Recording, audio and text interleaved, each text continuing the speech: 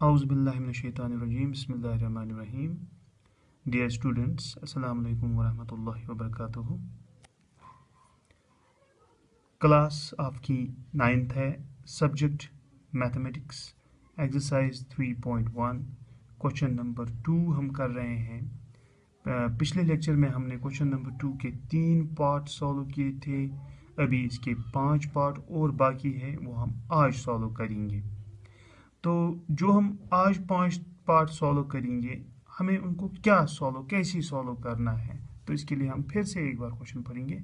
Express the following linear equations in the form ax + by + c = 0। यानी जो equations हैं हमारे पास 5 इक्वेशंस, और हमें उनको इस फॉर्म में बनाना है, इस फॉर्म में लाना है, इस शक्ल में लाना है। ठीक। नंबर 2 हमें करना है, दिखाने हैं वैल्यूज किनके, ए, बी और सी के। ए होता है कोएफिशिएंट ऑफ एक्स, बी होता है कोएफिशिएंट ऑफ वाई, और सी होता है कांस्टेंट टर्म। तो चलिए हम चौथा पार्ट आज सॉल्व करते हैं यहाँ पे। तो चौथा पार्ट हमारा है x = 3y। तो सॉल्यूशन में वापस मैं लिखता हूँ x = 3y। ठीक है। इसके बाद हम क्या करेंगे, जो हमारी जनरल फॉर्म है ये ax + by + c = 0, इसके दाएं तरफ 0 है, मगर इसके दाएं तरफ 3y है। 3y को उठाएंगे, इसको लेफ्ट हैंड साइड में ले जाएंगे ताकि यहाँ पे 0 बच जाए। तो हम ऐसे करेंगे, हम एक तो x लिखेंगे, 3y लेफ्ट हैंड साइड में ले जाएंगे, ये बन जाएगा -3y, फिर बचेगा इक्वल, और फिर यहाँ पे बचेगा 0। ठीक है। अब दाएं तरफ तो 0 आ गया, दाएं तरफ 0 आ गया। अब लेफ्ट हैंड साइड में हम पहले x वाली टर्म देखेंगे। हमारे पास भी x वाली टर्म है, और इसके साथ कोएफिशिएंट है, और इसके साथ कोएफिशिएंट है 1। तो हम लिखेंगे 1x। ठीक, 1x, ax के बदले आ गया 1x। अब यहाँ प्लस है तो हम यहाँ पे प्लस डालेंगे। ठीक। उसके बाद y वाली टर्म हमें लिखनी है, तो y वाली टर्म यहाँ पे है और साथ में कोएफिशिएंट भी है, तो उसको ब्रैकेट में लिखेंगे -3y, ब्रैकेट क्लोज करेंगे। फिर उसके बाद प्लस c, तो प्लस यहाँ पे लिखेंगे। c जो कांस्टेंट टर्म है वो यहाँ पे y के बाद है ही नहीं, तो हम यहाँ पे 0 लिखेंगे। फिर यहाँ पे इक्वल है, यहाँ पर भी इक्वल है, फिर दाएं तरफ 0 है, यहाँ पर भी दाएं तरफ 0 है, तो हम लिखेंगे 0। तो ये तो हो गया इसका फॉर्म, ये हो गया ax, ये हो गया by, और ये हो गया c यानी कांस्टेंट टर्म। अब हम क्या करेंगे, अब हमें वैल्यूज दिखाने हैं ना। a is equal to coefficient of x, that means 1, comma b is equal to coefficient of y, that means -3, and c जो कि कांस्टेंट टर्म है वो है यहाँ पे 0। तो ये तो हो गया चौथा पार्ट हमने सॉल्व किया। अब हम पांचवा सॉल्व करेंगे। ठीक है। पांचवा पार्ट हमारे पास है 2x is equal to -5y। 2x is equal to -5y। ठीक, 2x is equal to -5y।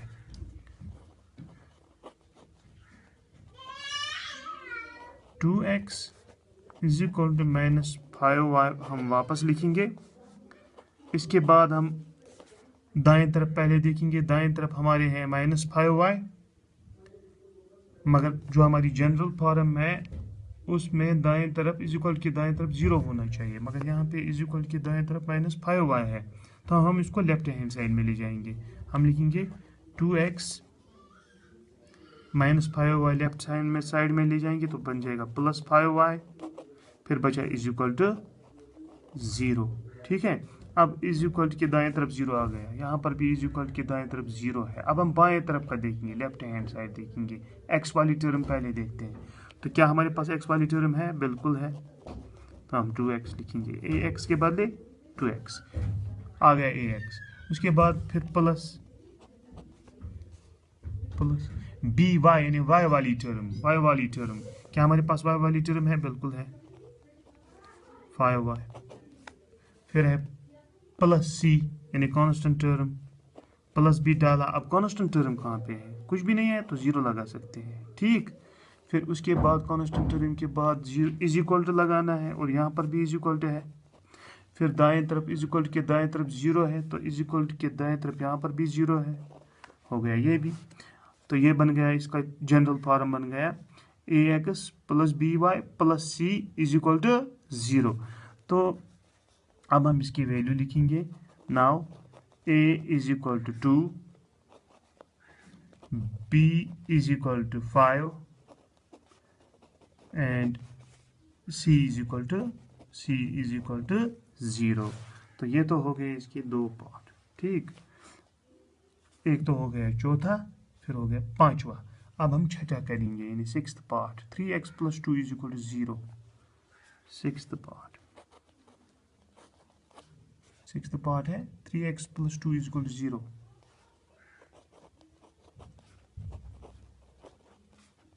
Plus 3x plus 2 is equal to 0, ठीक है। Solution 3x plus 2 is equal to 0। हम क्या करेंगे? देखिए, इज इक्वल के दाएं तरफ 0 है, जो कि इस फॉर्म में भी होना चाहिए, इज इक्वल के दाएं तरफ 0। तो दाएं तरफ हमारा ओके है, दाएं तरफ हमारा ओके है, 0 है। अब हम बाएं तरफ का देखेंगे। बाएं तरफ पहले है ax यानी x वाली टर्म। क्या हमारे पास x वाली टर्म है? बिल्कुल है, 3x, ठीक। उसके बाद ax के बाद y वाली टर्म है यानी by, ऑप्शन भी साथ में। तो y वाली टर्म यहाँ पे है कि नहीं? नहीं है, तो हम लिखेंगे प्लस 0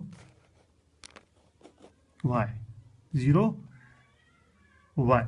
उसके बाद यहाँ पे प्लस लिखेंगे। अब कांस्टेंट टर्म लगाएंगे। कांस्टेंट टर्म यहाँ पे है कि नहीं है? 2। तो कांस्टेंट टर्म भी आ गई। अब इज इक्वल टू 0, क्या यहाँ पर भी इज इक्वल टू 0 है? बिल्कुल, यहाँ पर भी इज इक्वल टू 0 है। तो ये हो गया ax, ये हो गया by और ये हो गया c इज इक्वल टू 0। तो फॉर्म तो बन गई। अब वैल्यूज, अब आप वैल्यूज देखिए। Now a is equal to 3, b is equal to 0, b is equal to 0, that is the coefficient of y, okay, and constant term c is equal to 2, okay। तो ये भी वैल्यूज हो गई, मगर यहाँ पे आपको ध्यान रखना है, मैंने b का वैल्यू 0 लगाया, जबकि मैं जनरल फॉर्म में बोल रहा था कि उसमें आपको b का वैल्यू 0 नहीं लगाना है। जो जनरल फॉर्म है linear equation in two variable की, उसमें आपको b का वैल्यू 0 नहीं लगाना है, क्योंकि ये यहाँ पे कोई कंडीशन नहीं रख रहा है। हमें सिर्फ इसकी ये फॉर्म बनानी है। इसमें ये कंडीशन नहीं है कि a should not be equal to 0, b should not be equal to 0। ये कंडीशन यहाँ पे इस्तेमाल नहीं करनी है। तो इसका मतलब हुआ हम b का वैल्यू यहाँ पे 0 भी लगा सकते हैं, क्योंकि यहाँ पे कंडीशन, ये कंडीशन नहीं दी हुई है। तो हमारे पास फ्री हैंड है। हम जहाँ पे हमारी y की टर्म नहीं होगी या इसमें y की टर्म है ही नहीं, तो हम 0y इस्तेमाल कर सकते हैं, यानी b का वैल्यू हम 0 भी लगा सकते हैं, ठीक है। ये तो हो गए 3 पार्ट, एक तो हो गया चौथा, फिर पांचवा, फिर छठा। अब सातवां और आठवां बाकी है, वो यहाँ पे करेंगे। सातवां पार्ट करेंगे VI, और हमारा सातवां पार्ट है y minus 2 is equal to 0, y minus 2 is equal to 0, y minus 2 is equal to 0। इसको सॉल्यूशन में पहले वापस लिखेंगे।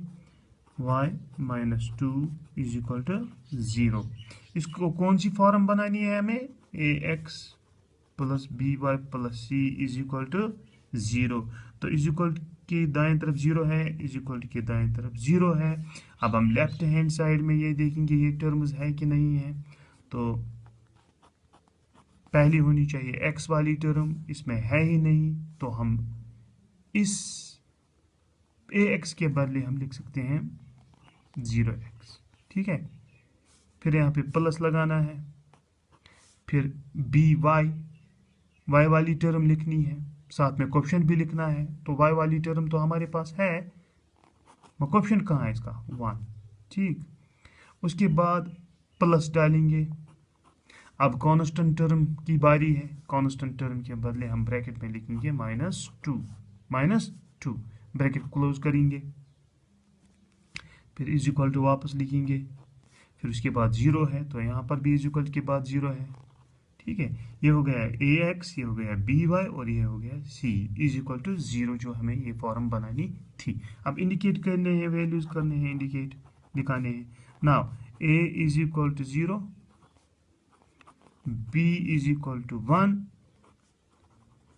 and c is equal to -2। ठीक, ये हो गया 7वां पार्ट सॉल्व। अब हम 8वां करेंगे। 8वां पार्ट हमारे पास क्या है? 8वां पार्ट हमारे पास है 5 is equal to 2x। 5 is equal to 2x। तो सबसे पहले इसको सॉल्यूशन में वापस लिखते हैं, 5 is equal to 2x। अब हम ये फॉर्म इसकी बनाएंगे, मगर इज इक्वल के दाएं तरफ 0 है, यहाँ पे इज इक्वल के दाएं तरफ 2x है। तो सबसे पहले इसको लेफ्ट हैंड साइड में ले जाएंगे, तो ये बन जाएगा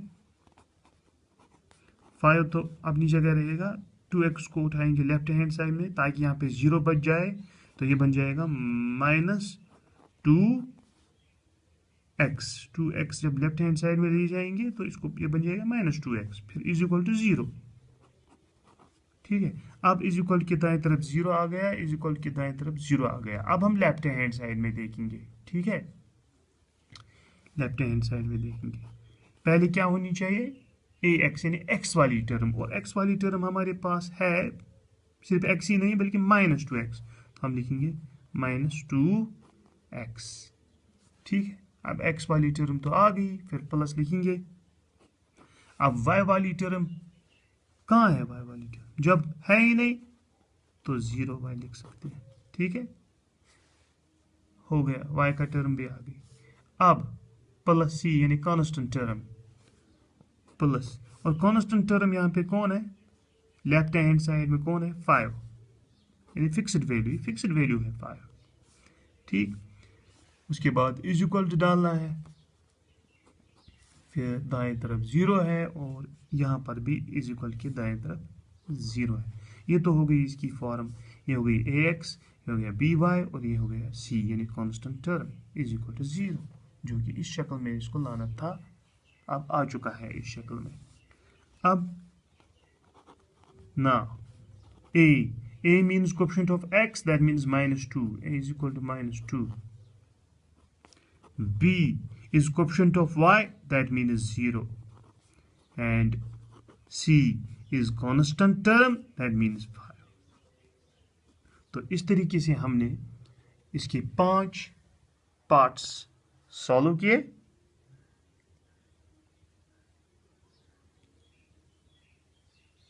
तो अब क्वेश्चन नंबर नहीं बल्कि एक्सरसाइज 3.2 वो हम अगले लेक्चर में करेंगे। ठीक है, एक्सरसाइज 3.2 अब नेक्स्ट लेक्चर में होगा। ओके, थैंक्स फॉर टुडे, शुक्रिया।